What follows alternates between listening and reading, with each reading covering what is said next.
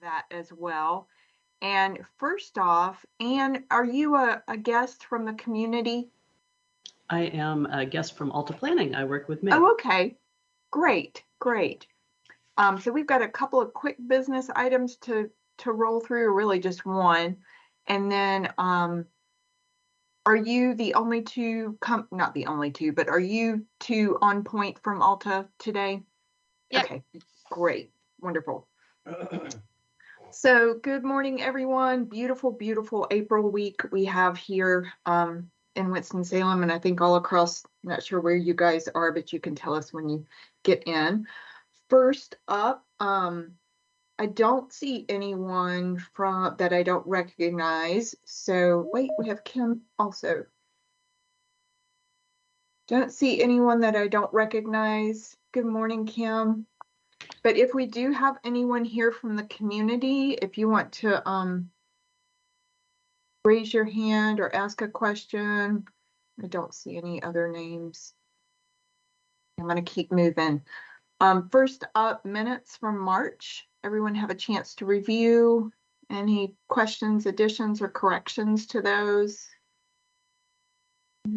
If not, a motion to approve. I make the motion, Greg. Thank you, Greg. I'll second it, Donna. Thank you, Donna. And Sharon, I can go through the roster and Okay. vote. Amy Easter, how do you vote? Approve. All right. Brandon? Approve. Carol? Approve. Michael? Approve. Sharon? Approve. Joshua? Just a question, can I vote on these things since? You, go ahead, yes. Yeah, you can. Yeah. Okay, I mean, I just didn't know because like our discussions, and I'm sort of to my final place. Yes. Thank you. And Kim? Approve. All right. That is unanimous. Thank you all. Valid question, Joshua. Sharon, I think Jeff Fansler has joined us as well. Jeff, are you there? Morning, Matthew. Yes, I am. Oh, great. Sharon, I wanted to give Jeff an opportunity to introduce himself to the group. And so, Jeff, thank you very much for joining us. I'll hand it off to you. Thank you. Thank you, Matthew. I know many of you. My name is Jeff Fansler. I'm the new Director of Transportation for the City of Winston-Salem. So I've worked with many of you. I'm looking forward to working with a lot more of you. I will say publicly that Matthew Burchett does great work for our department and great work for this serving this committee. So, Madam Chair, members of the committee, I just want to introduce myself. I will certainly support Matthew and you and your team. And I'm happy to just partner along with you guys alongside. Just want to introduce myself and looking forward to it. So if you have any questions of me, of our department, certainly want to be in a support role for this group. So thank you for your time. Thank you, Jeff. It's great to have you with us and meet you in this capacity. I've enjoyed your comments through the Alta meetings and look forward to working with you more. I appreciate it. Likewise. Thank you, Chair. Yeah. So we do have with us two members of Alta Design Group and Anne and wait, I lost. Oh, Meg, there you are. Sorry, Teams is really funky. People move around on the screen, and I don't know why, but I lose track of people. But Meg and Anne, it's great to have you with us. We are super excited about the projects that the city is engaged with you. Really appreciated the work done on the walkable Winston-Salem plan, which is how I was introduced to your company. And now, of course, I see your name on every cool bike city out there in the United States. So I know who you are and what you do and recognize the value of having you with us as a partner in this work. So thanks for being here this morning. And I will turn it over to you. Thank you. It's so nice to hear that. I'm going to share my screen, so give me 1 second. We also don't use Teams very much, so that's fun. I know they're all just different enough to slow you down. Can you all see my screen? Yes. Okay, great. So yeah, thank you all for having us at your meeting. I'm excited to be here to talk about the kickoff of the Winston-Salem hike and bike map.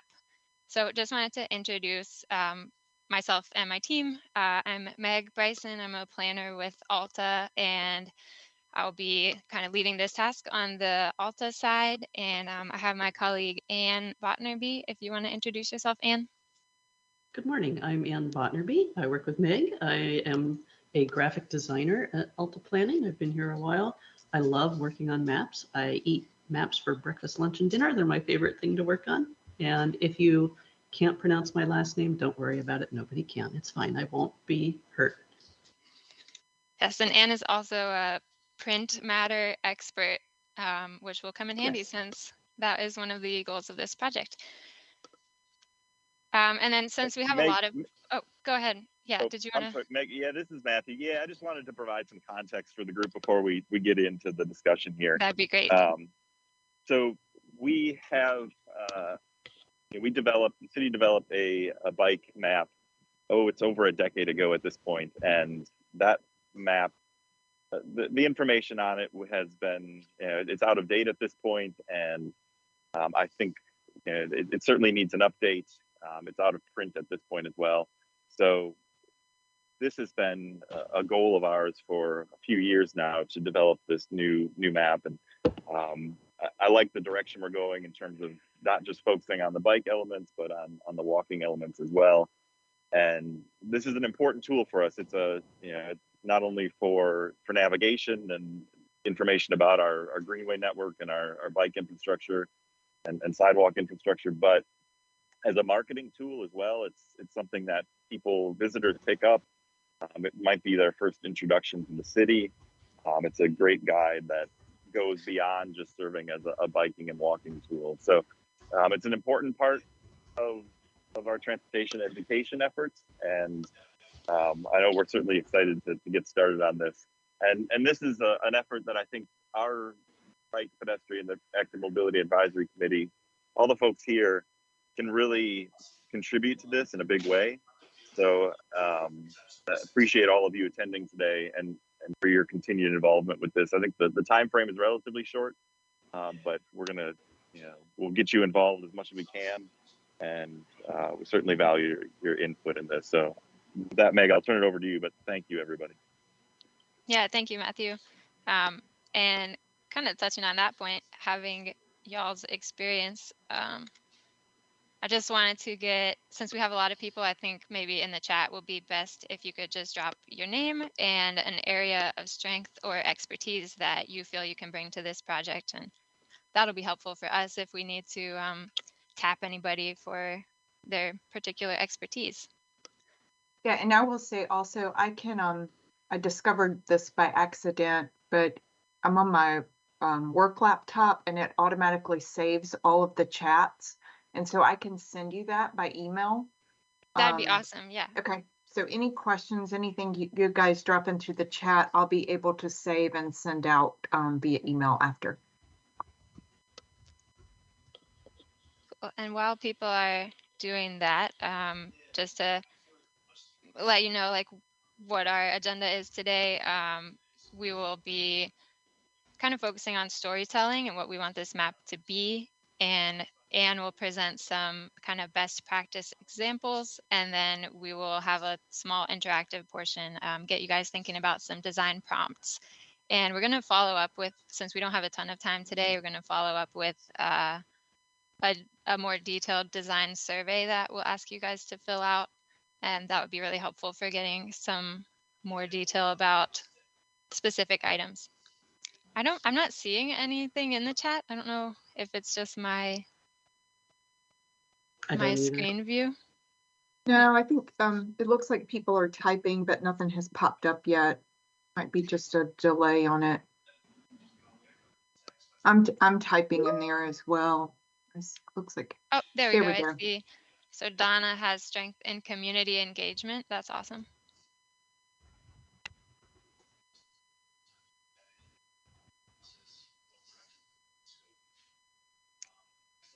I guess if it's if it's being slow, we can move on and just we'll have that to look at later. All right, so Matthew talked about this already. The purpose is to create an updated hike and bike map for the city of Winston-Salem and to some extent Forsyth County. The final product is going to be large format printed maps that fold down into brochures, excuse me, and online map files through ArcGIS that the city can host on its website. Here's our overall project schedule. It is a pretty compact schedule. And while we're technically, this is the kickoff today, but the Alta team has been working on gathering all the data layers and stuff and creating the base map for the past few months. So we will be kind of taking your input today, and then we'll be ready to run and make that draft map, make those design decisions. Oh, I'm sharing the wrong screen?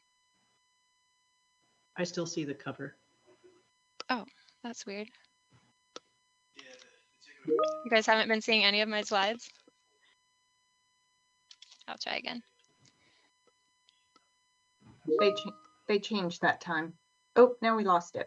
Yeah, I'm gonna try to reshare in case Okay. it was.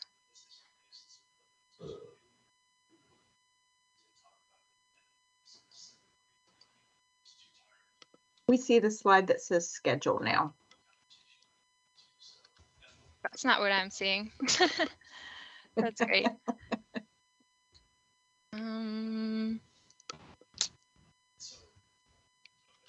Did it advance now? No, not on ours. Okay, sorry. This is frustrating. Okay. Can you Now see we- it when I'm not in presenter view?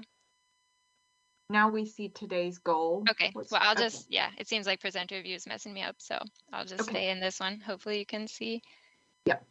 Okay, so to get back to the storytelling part, that's today's main goal, get you guys thinking about storytelling, what you want this map to be.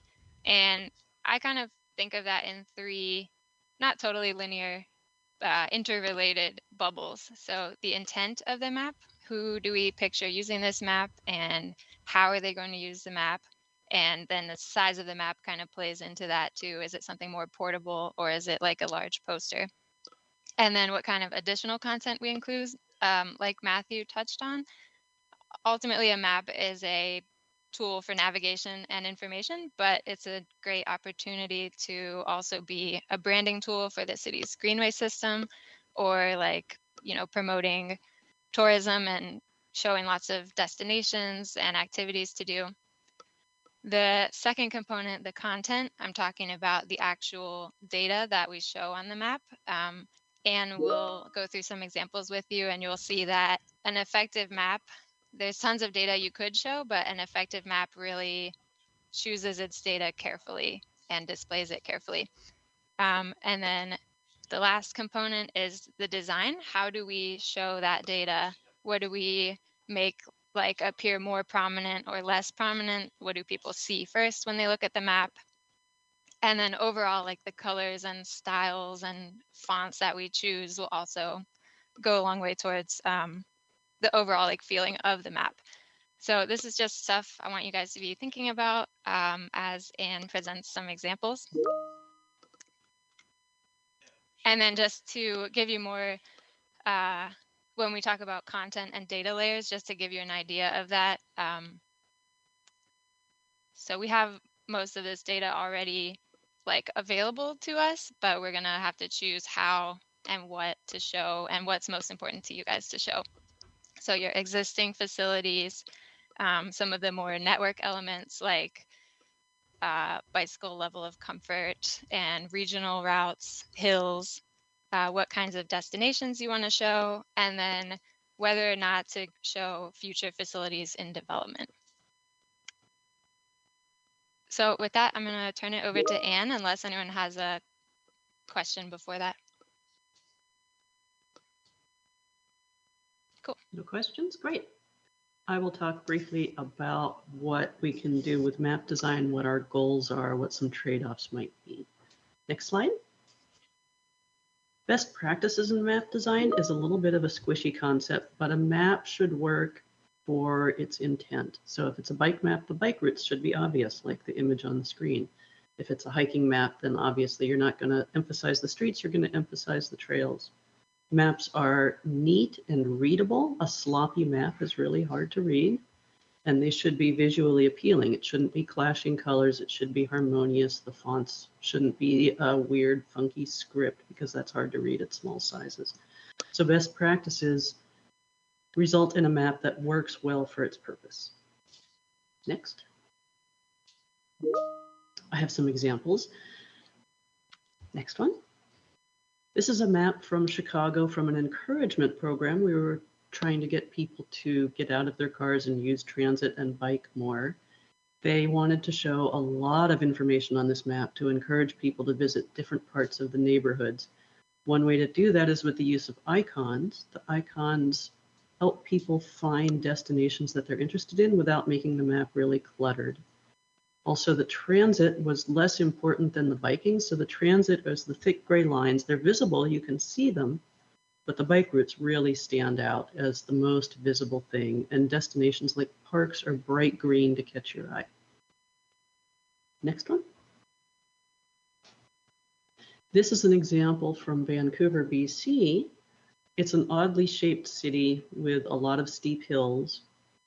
So they wanted to encourage biking across the water to connect the two parts of the city. And they wanted to really make the best bike routes popped out. So they did something called tubing, which is where the line is bright yellow and it has a dark green outline. So that really makes it stand up off the page, almost like a 3D effect. And then the minor bike routes are the same dark green color. So you can see the connections between the major bike routes. It's a little hard to see, but there are dots with chevrons in them on some of the routes that show steep hills, and the more chevrons there are, the steeper the hill.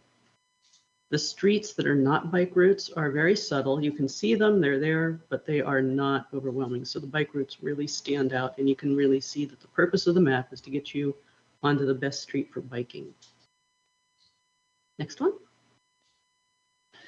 This is a map I did a while ago for Pitt County, and they wanted to show regional connections. And I like it because the sidebars zoom in on local communities that are connected. There are squares, little tiny squares on the county itself that relate to the square zoom in areas on the sidebar. So you can show that the county has regional connections to these small outlying communities. And then the outlying communities get a little shout out because we've made insets on the side of the map that show the connections within the community, draw attention to them, and make them feel just as important as the big city in the middle. Next one. This is a map from Pittsburgh, Pennsylvania. Again, the bike routes are dominant. The color scheme is interesting and unusual. It's really eye-catching. I like it. It's different from a lot of other bike maps. They used custom illustration to draw attention to some really significant areas like the Point State Park, which is where the Allegheny and the Monongahela come together in downtown Pittsburgh to form the Ohio River. Heinz Field, which is big for the Steelers. Everybody in Pittsburgh is a giant football fan. And a giant building downtown that they used to call the Rusty Nail. It's the U.S. Steel building. So they paid a little bit extra to get these custom illustrations to call out destinations. The labels on the streets, because it's a rather dense downtown, the labels on the bike routes are right on the bike route, not next to it. And that helps you be sure you're on the correct street. Next one. There's also other content, obviously safety information, legend, cover, things like that that we need to consider when we're working on the map. These are two contrasting examples of safety design. One is simply an icon with some brief text that describes what should happen. It's really easy to read, it's easy on the eyes, it's very straightforward, it's very uncomplicated. The one on the right is sort of a real-world example. It shows street conditions and what you should do when you're riding on the street. It has more information, it's more detailed, but it's still relatively simple. It's not hard to understand. It has a little bit of extra information that encourages positive behavior rather than simply saying, don't do this, don't do that. So we have both of those available. I have a whole library of safety graphics, and so whichever style you decide you like. I probably have it in my library. Okay, next. Covers can take several different formats. You can have a custom illustration like Albemarle. There's a lighthouse that is a local landmark, and everybody that goes there knows that's an Albemarle map because it has the local icon on it. Photography shows people in real-world biking conditions. And then typography is simply having a pattern or a design and then some beautiful type on the cover. It's very simple, it's very appealing, it's a little more elegant looking. Any one of these works really well. Next. Legends can be simple. The purple one matches up to that very first map I showed you with a million little icons all over it. The legend is important to show what all those different icons mean. Then the Pitt County map, which had all the insets, it had a legend that showed bicycling suitability, and it described what each facility means. What's a bike lane? What's a separated bike lane? What's a difficult connection? So that there was a very easy to understand description. This road might not be suitable for little kids, or this road is suitable for all ages and abilities. So it was very specific in helping people decide what route they wanted to take. And I'm going to hand it back to Meg. Anne? Yeah, Yes. and just one thing to note about those examples, I think a lot of times like the bike network is the thing that is more not important to show, but basically we don't really recommend showing like sidewalks at the entire city level. That's something that we might show and in a zoomed in detail map. So thinking through how to show the bike network is really an important consideration. And so I just wanted to talk about a few more things related to this map being a printed out physical product. So one thing to think about is the size. 24 by 36 is the largest we would do. As you can see, it's pretty big. You have a lot of room for detail and information, but it can cost more, obviously. I think Anne did some quotes and it was about twice as expensive as a 19 by 26, for example. Just something to consider. And then a smaller map could also be a little more portable. If you're envisioning people actually taking it out with them, they're probably more likely to do that with a smaller map. And then here's an example just showing how a large map would fold down into a brochure. You'd want your main map on the side that doesn't have like the front and back cover, and then you'd put some of that ancillary content that Anne was talking about, your safety tips and other things like that would be on the other side. And maybe if you had some detailed insets, that could also be on the side with the front and back cover.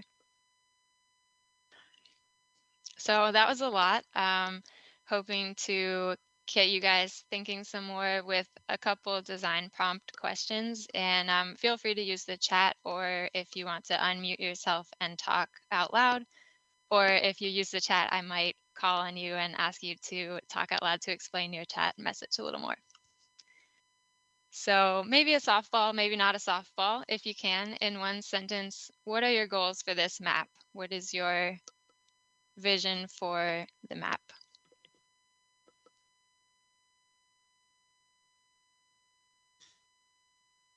I'll just give folks a few minutes.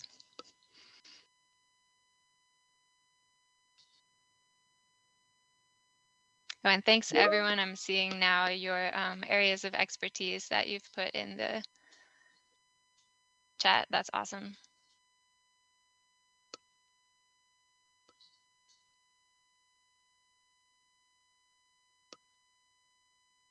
I'll just say out loud because I don't feel like typing. I type all day. I think to me, the goal, kind of what Donna was saying, was just awareness, letting people understand what exists and how it's connected to other things, how they can leverage greenways, bikeways, sidewalks to get to things. But sometimes kind of, people realize the connectivity that exists. So showing, okay, awareness of like that is a network, not just a couple greenways. I see. Yes. Yep, I would agree.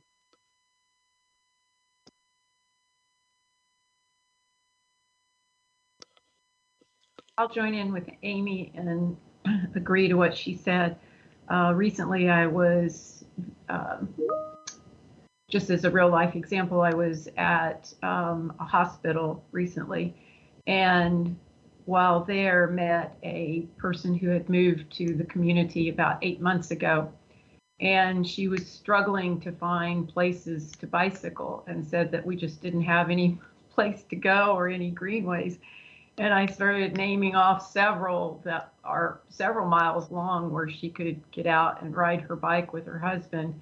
And she was not aware of them at all. So I think that this map can help new residents, existing residents, because I have friends that I take out to new places all the time, and visitors alike, to find and identify places to get outdoors and to connect to things too. It's really a very, to me, a walkable and bikeable city if you know how to get around.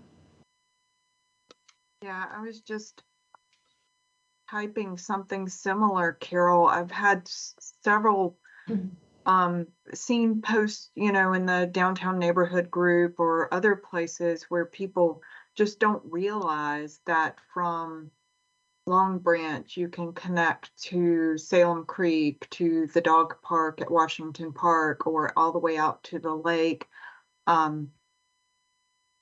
We tend to silo ourselves as community members, and even folks who've lived here a long time don't realize all of the amenities that exist out there. Awesome. This is great feedback, you guys. Kind of some of what a few people said leads into my next question.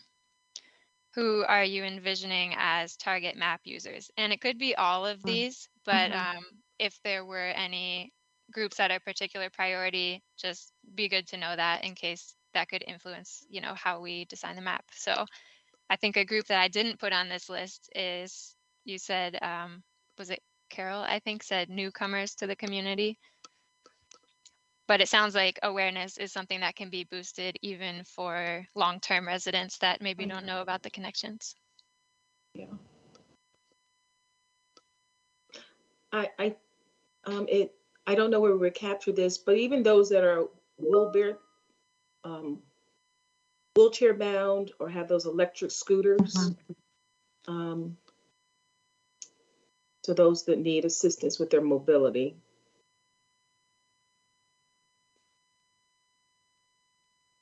Got it.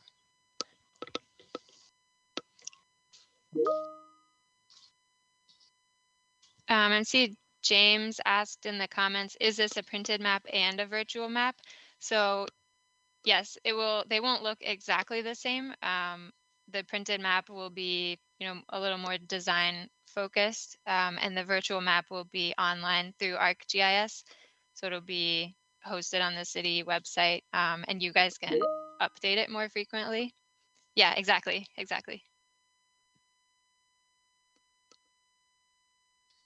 Cool. We can go on to the last question then. I think Sharon brought a good point on the last one, students as well. We have a big student community. Oh, yeah. Mm-hmm. We do, and so many of them are without cars, and they're so close to downtown, but you wouldn't realize if you're new to Winston-Salem State and what you see is a large highway dividing you, you might not realize that you can get on Salem Creek Greenway and up Long Branch to get to downtown events or food and that kind of thing.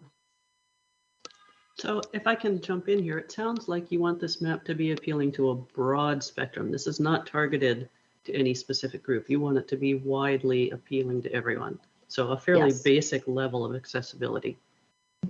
Yes. All right, and then, was someone about to? Yeah, I was just wondering, in thinking about that, I guess if the map online, I think I'm getting in the weeds a little bit. I guess if the student at Winston-Salem State clicked on with their school, it would be great if they could see the map, see the routing, or kind of online. Though paper may not be as efficient, but to be able to click on their school on an online thing and see all the connectivity to the rest of the city, that would kind of be cool. But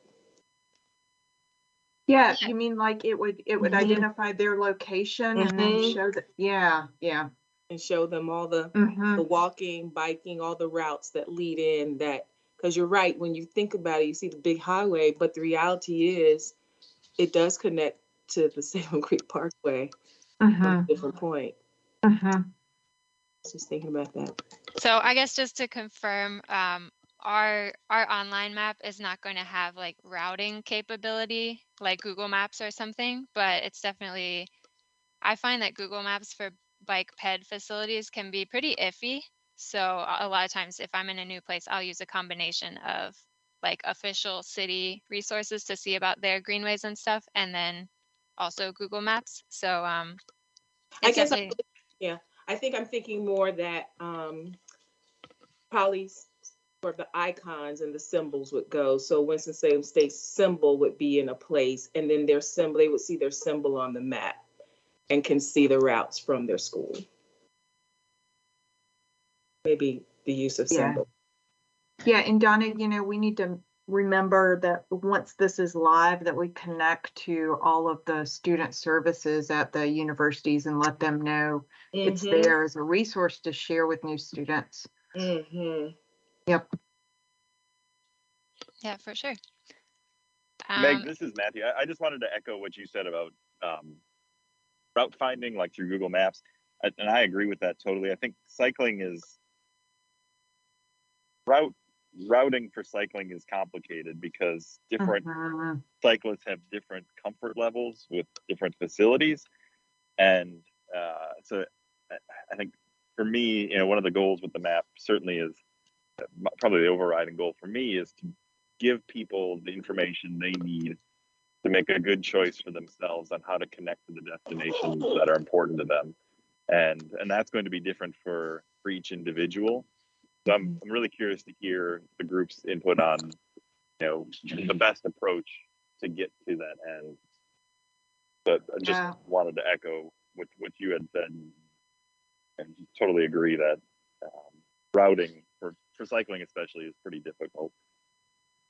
Yeah, I really like the chevron example. I don't remember which map example, but the chevron to indicate kind of the hill difficulty. That's very relevant in Winston, given our terrain. And I think, to me, I love the idea of a map being accessible to such a wide swath of people. But in my graphic design background, you can only accomplish so much, especially in print medium. So I think it would be important to think a little bit more. And this is all our first presentation to this, so I don't know the timeline, but thinking about how to maybe hone in on what are the really, really, really important things we want to do on a print map, and then what can we leverage through digital forums, because a lot of people are going to see, I see the map as being something that excites people and makes them interested in doing more research, not necessarily the thing that's going to be the answer to all their questions, only because it's really hard to answer a lot of questions in one printed document in my experience. But I do like the idea, if we are going to kind of potentially hone in one direction, is trying to articulate comfort levels, like how is this terrain, is it kid friendly, is it whatever. Finding ways to do that, I think, would be really helpful, because that does get people to start thinking about, could I bring my grandmother in her wheelchair on this path, could I take my kids here, whatever, that kind of stuff. But I recognize it's very tricky to determine how much we put on the print map, and thankfully we have digital forums we can add more content to as well. But the chevrons were cool. That's what I started out saying. I'm capturing some of these comments in the chat as well. Yeah, thanks, Amy, for saying that about, and Matthew, about level of comfort and being able to see what kind of route, when you're looking at the map, like what kind of route, if I'm a new cyclist or if I'm with my kids, what route would we take? And that is definitely, I think, in some of the examples that Anne showed, you show facility types, like if there's a bike lane here or a greenway, but then also on the wider network, we can have like some calm neighborhood streets that are, generally safer for biking versus highlighting maybe some difficult corridors that you would want to avoid. So that's definitely something we can do and can show on the map. Now, this would also include like walkways as well. Is that correct? Or is it going to focus more on bike trails? At the large scale city level, we're probably not going to show sidewalks. It's generally difficult or greenways rather. We will show greenways for sure. Yeah. For the walking paths. Mm-hmm. Yes. Yeah, great reminder, Donna. We tend to slip off into cycling language, but this is definitely for all mobility types. Well, I want to be respectful of y'all's agenda. So I think this is all awesome feedback. Sharon, if you're able to send me the chat transcript, that would be awesome. And just another reminder about the survey that we'll be sending out, which you can put more detailed feedback, and I would love to hear from all of you about that. So just a couple of things about the schedule. Our next goal is get the draft map with your feedback, go from our base map, which has a lot of data, refine that and design that into a base map, present that to you all, and then there'll be several more rounds of revisions where you all will have opportunities to provide input, and then hoping for the final map in August. And because it's kind of a tight deadline, I wanted to get these dates kind of on your radar.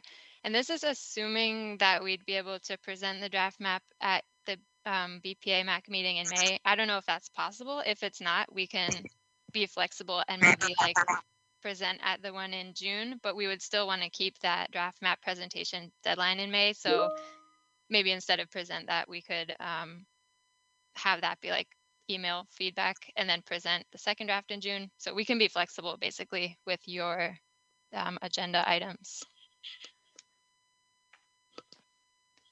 Meg, one quick question I had about the print maps. Yeah. Do the print maps usually have some type of icon on them that you can scan and get to the electronic version of map? Question. Yeah, I think if we've got we'd have to have the website set up where the online map will be hosted, but that's definitely doable. Because I'm thinking that way, because we know that things change, and that way people can always access the current routing.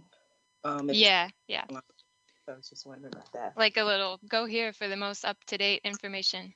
Yeah, a little sticker that I don't know whether it be a sticker icon or a code that you just scan, because people like to use technology that scan and it pulls up. It'll pull up the electronic version of the map. Yep, QR code, that's it. Yep. QR codes really have made a comeback in the last few years.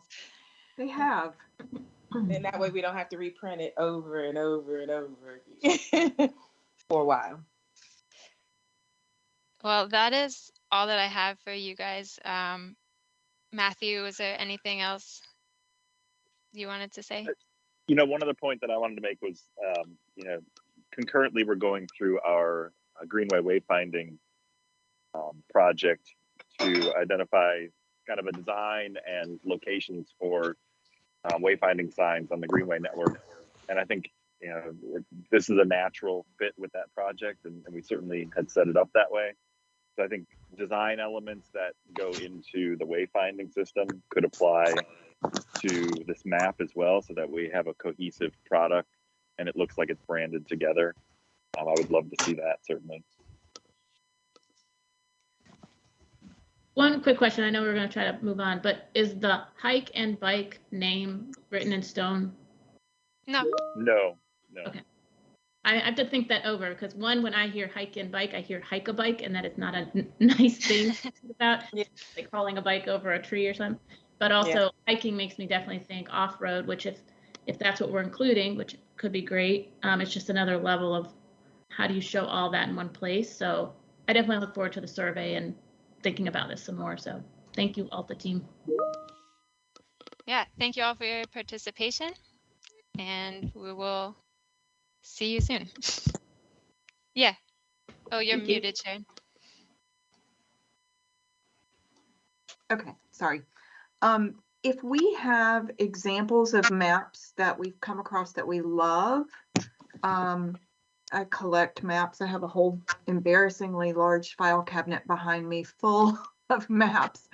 But do you want us to share those or send those or something like that? Like this By like all means, yes. Yeah, Anchorage. I'm planning a trip to Alaska. Anchorage has a fabulous bike map that's on their Visit Anchorage site, you know, that kind of thing. You want examples? Yeah, there's Yes. some open-ended questions in the survey. I think if you could drop a link, Okay, that would be awesome. got it. And Thank say you so much. specifically what it is you like about the map so Yes. that we know what appeals to you. Okay, will do. Great, thank you. All right. Thank you all. Thank you Have a good both. rest of your week. Thank you. Pleasure to meet Thank you, you. Meg. Thank you, Bye-bye. Ann. You too. Thanks. Okay. Feel free to keep dropping comments in the chat because if you think of things along the way, and I'll share those with Meg and Ann afterwards. Okay. An exciting project to get going.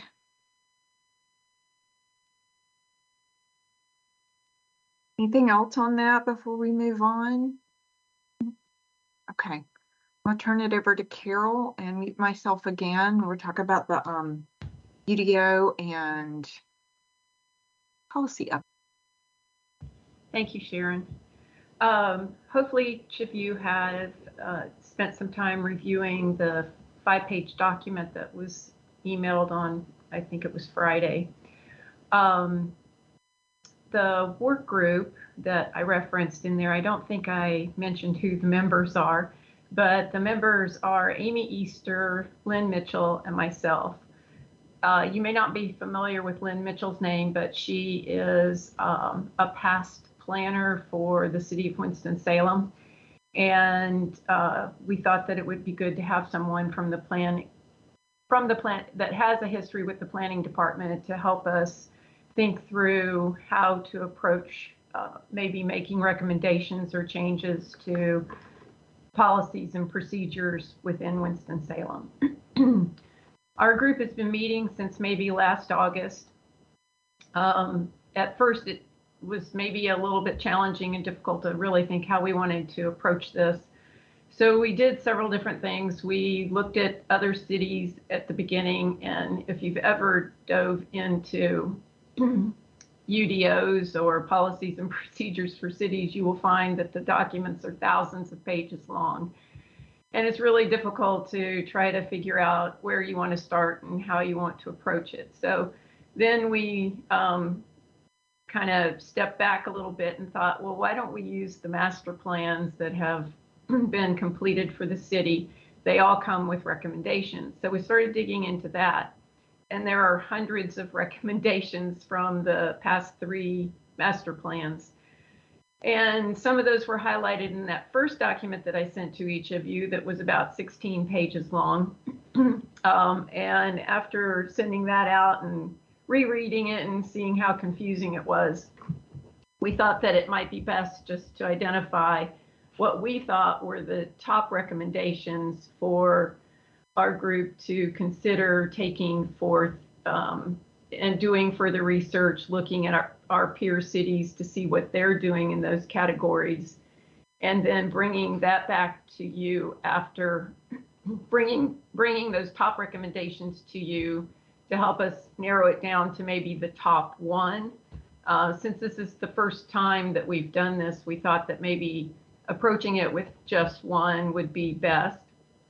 But we wanted your consensus on that top 1 to approach the first time. And after doing that, then maybe we can do more in the future or more at a time in the future. But anyway, that's a kind of our thought and our recommendation. Amy, if you have any comments, jump in anytime.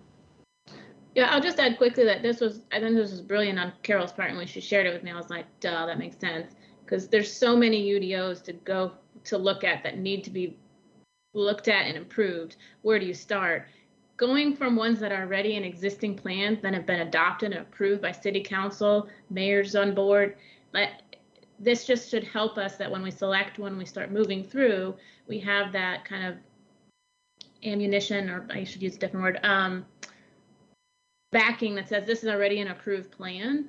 So we're just, yeah, it's the justification, thank you, to kind of push it forward. And I think that'll help us. And especially as Carol said, this is the first time this group is going to be working on this kind of realm. So we'll have to learn as we go. But I think that gives us, good justification to begin with on the front end. So thank you, Amy. So let's dive into it real quick. There are 9 different focus groups that we have identified as kind of our top priorities. And I'll be real honest, the number 1 that is listed is our top priority. We think it's probably the most important for the long-term benefit of Winston-Salem. As you all know, this last summer, there was a ranking that came out, and Winston-Salem was like in the top 7 of that ranking. But if you read the ranking, they rated us the lowest on walkability of all cities in Winston-Salem. So if you think about that and you think about pedestrian facility requirements, we place that as the number 1. Now, there are 5 different recommendations embedded under the pedestrian facilities. The one that we are focused on most is B, which is putting requirements in for sidewalks on both sides of the street. This does not mean that the streets that are already existing, the city has to go back in and add a second street. What this is saying is that all new developments, all new streets would be required to have sidewalks on both sides as we define it. So I'm not saying all streets would have it, because the UDOs actually cover city and county, and we are a group of the city, not the county. So we can recommend changes to the city council for the city to make changes, but we can't really make recommendations. I mean, we can recommend that the county consider changes, but the county is a different authority than what we are under. But that would be our number 1 recommendation to pursue.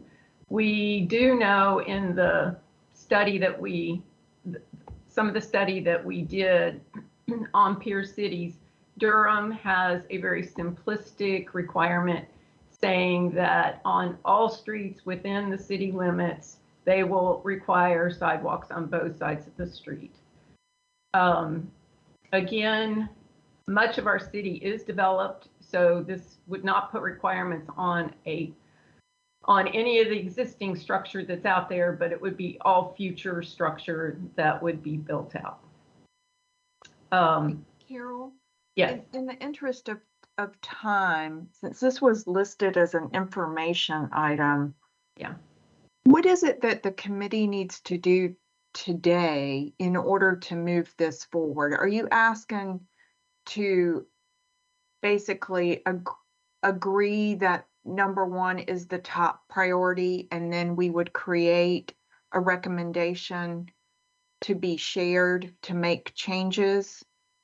Am I following that correctly? That we need to bring that back to so the committee needs to say, yes, we agree that 1 is the first one, and then make a formal recommendation and vote on that at our next meeting? Well, that's a great question. Okay. I think that the goal today would be to decide which one of these that we do want to pursue. And then the work group committee goes back and looks at peer cities. It just so happens that that's one in particular that we had already investigated. But then go back and look at the peer cities, look at the language that they have used, write maybe a formal recommendation that we can then carry forward to City Council as the recommendation from the committee. Yeah, so I would say, I mean, you guys have already dug into this and you feel that this is the priority. From my point of view, I support the work that you've already done and agree that we start with that first one and then let us know what help is needed to take the next steps to bring back a formalized plan. Okay. Yeah, I don't think that we need to second guess the amount of work and time that you guys have already spent digging into this. And I mean, I certainly agree that that top one is a high priority. Yeah, no, I appreciate that, Carol, because we have stared at this stuff for a while and bowled it over and discussed. And I think I would just offer that I think the group will learn as we go through this process. Each of these different recommendations or options would have different players, different timings, different like feasibility. Some are like the best impact, but they're going to take so much work and staffing, Right. or some of them are, you know, low impact but easy to do. And we just thought this was the right mix to start with. And then I think after we do something like this, the committee can come back and say, okay, we want to take on something a little more busy or bigger, or no, we want to do some of the low hanging stuff and just build our muscles, so to speak. But all in all, I think it was a good starting point from our perspective, and definitely excited to work with the whole group to push it along. And we do have new members since you guys started this work. Yep. So do you want to make a little plug to get some additional volunteer and support, or even input on how to divvy this out, like, you know, sections that can be read and an online portal to contribute comments, you know, that kind of thing, to keep it moving and make sure we don't get bogged down in time, capacity, and those kinds of things. It always falls down to time and money, right? Like the whole world, that's where we get stuck. And so understanding everyone's schedules, ways that we can collaborate without depending on in-person scheduling or any of those kinds of things. Let's keep it going. And so what do you need to do that? We did start out with 4 members to the committee, and we have lost one. And if anyone is interested in serving with us, that would be wonderful. And I would work group. Work group, yes. Yeah. Sorry. Yes, work group. Nuance, right? I slipped. I know. And you don't have to raise your hand today if you choose after you think about it for a while. That would be wonderful. This is reviewing the development ordinance and then any policies that come up along the way, and comparing those to other cities. I would say, you know, Durham, because the organization I work for is headquartered in Durham. I would have loved for my daughter to have chosen Durham as her home, but she couldn't afford it on a teacher salary. But it's the same size as Winston-Salem. Population-wise, I mean, we are hundreds apart from one another, and yet the difference in those communities and what has been targeted there are vastly different, though the reasons are not. You know, it has been to overcome racial divides, economic divides. All of those things have played a role in how and why they made changes there, and in many ways it worked. It's really worked for them. University presence is not so different. I mean, yes, Duke is kind of grandiose, but at the same time, it's an international school with various populations and a large health initiative and health awareness. Again, that community wellness piece has been a part of the changes in Durham's development, and I think there's a lot we can model there. We have all of the same elements. What would be helpful for me? I appreciate the work that's been done by the committee, what would be helpful for me would be kind of like just going through each of these recommendations, understanding the number one is the number one priority, but really talking through what does it take, just high level maybe, what would it take for us to do each of them, and then as a group really kind of provide some feedback versus I guess I appreciate the group, but I guess I don't want to put it all on them to just do all the work, do all the thinking through. I do want to participate some, but I think it would be helpful for me to have a dialogue about each of them in terms of what would it take to move it forward. Yeah, I like that, Donna, and I sort of have a split mindset on that one. I think the purpose of us forming these work groups was that so people could raise their hands and volunteer to do that work.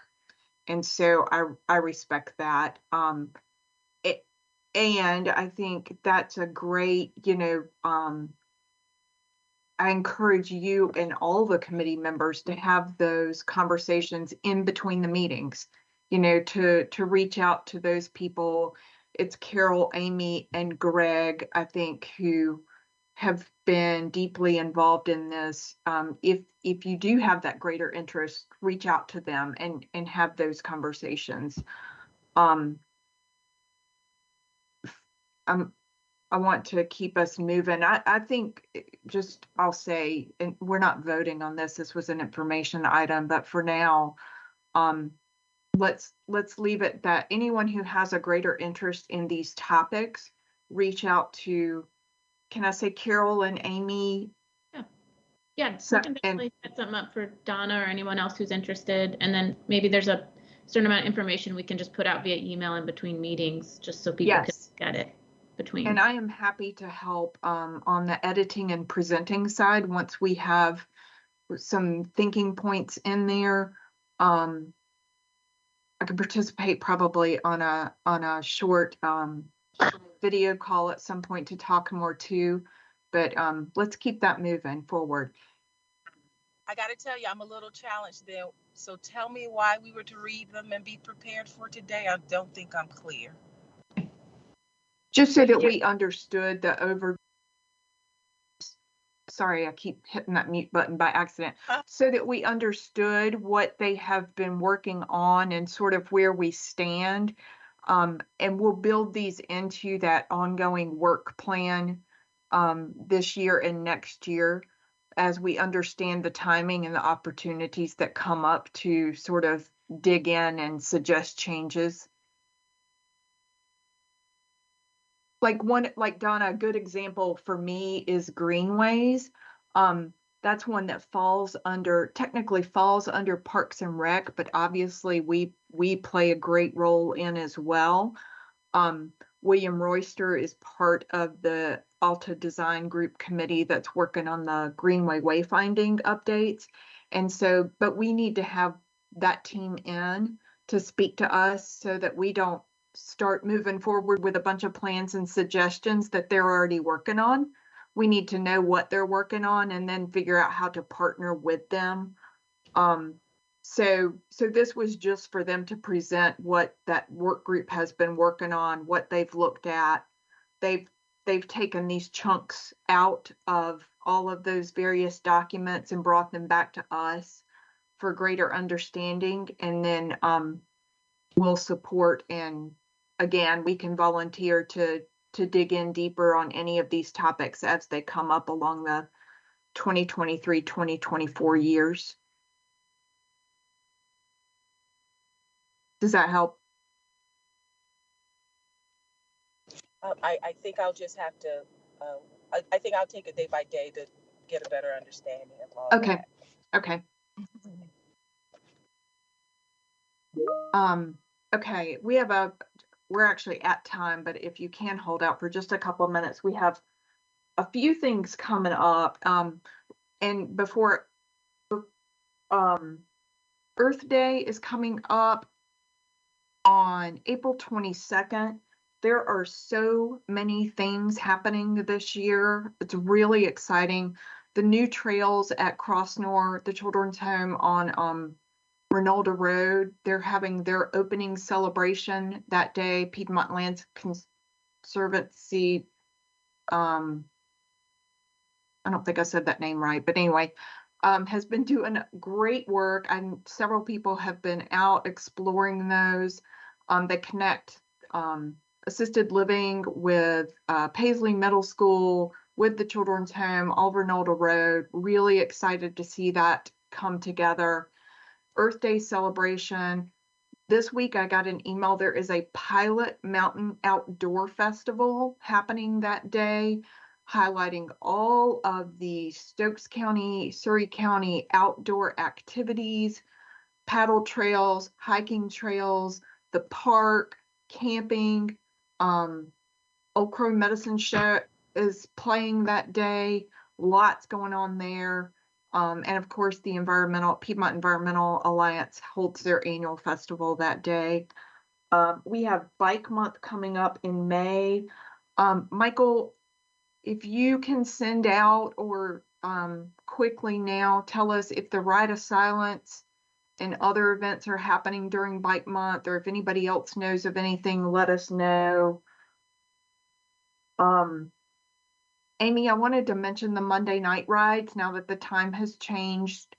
Is that every Monday night at 6? Yeah, 6:15. We meet at the parking lot across from Fiddle and Fish Brewery. 10 to 12 miles, no drop. Okay. Sunrise. I know you guys keep coming by my house, and I'm like, oh, there it goes again. Dang it. Hop on in. One day I'm gonna remember before it happens. I think Kins and Weissman are doing something too. I think maybe once a month. Okay. Calendar, now that Cycling Advocacy Network is down, is the community calendar still live? Is that website still live, or did it move somewhere? I don't remember what's out there. We took a bunch down. That's okay. Okay. No problem. We got an invitation. Piedmont Environmental Alliance is hosting a community sustainability forum. It's a 4-hour event that will be at Temple Emmanuel. I believe the date is May 24th. I don't have that screen up right now, but I'm going to send that out to the group. They would love to have anyone, everyone. They have city representatives, county representatives, nonprofit organizations, decision makers, all kinds of folks at this. They do roundtable conversations. But there is a registration. Thank you, Michael. Ride of Silence is on May 17th, 7 p.m. Thank you. The 24th, 9:30 to 1 p.m. is that sustainability forum. The other thing, before Matthew has to, I know he's trying to get back to his Leadership Winston-Salem Day, but the city of Winston-Salem was given an award at the Piedmont Trails. God, I can't get the names right. The Trail Summit event, and several of you were there. City Council person Jeff McIntosh came down to attend. So the city has been given this award, and the actual award, it's not a plaque or anything. It's a hand-carved walking stick. And I'd love for this group to think about a place that could be displayed with an explanation of why the city was chosen. If we could think through that and come up with a location, I had suggested the Salem Lake Marina or something like that, since again, William Royster would have been the co-recipient of that with the city. But to talk about a way that we could use that maybe as part of that kickoff and mayor's proclamation when we have the Greenway wayfinding and the map done in the fall. So something to think about. I think I talked a lot really fast. I hope most of that made sense. I'm going to recap as best I can and capture things from the chat. Sounds like we have a lot happening this year. A lot of really tangible projects happening this year, which is really exciting to see. We're kind of moving into that phase 2 with this committee after a couple of years of getting our feet under us, and it feels really good. My last plug is that we do still have a couple of holes on our committee. Cindy and Keith both have had to resign, due to personal, and well, I guess Keith's life is all personal because it's his stores. He's just too busy. So if you can get word out, we are always looking for new applications for members of the committee. And if you have someone really great who does let you know that they apply, let Matthew and Carol and I know so that we can point those individuals out to the mayor's office, rather than them having to totally cull through. Okay, anything else that people know about happening coming up? It's spring, so it gets busy fast.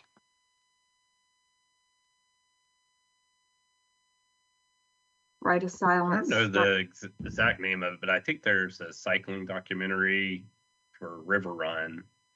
I did see that. I can't remember what it's about, but I'll try and find the link and I can send it out. Yeah, and there's a co-sponsor of that I don't remember who that was. Sounds like they have a little bit of an outdoor / environmental theme this year.